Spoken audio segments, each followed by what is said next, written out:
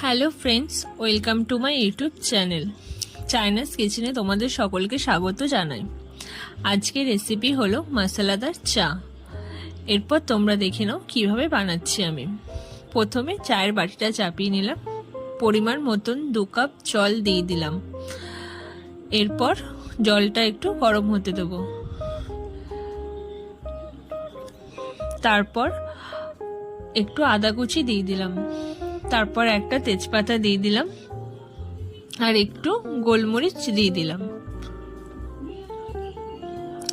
এরপর 1 চামচ গুড় দিয়ে দিলাম, তোমরা চাইলে চিনিও দিতে পারো। আর 1 চামচ চা পাতি দিয়ে দিলাম। এরপর ভালো করে নাড়িয়ে চাটাকে ফুটিয়ে নেওয়া যাক।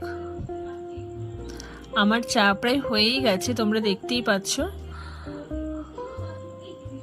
রেডি হয়ে গেছে।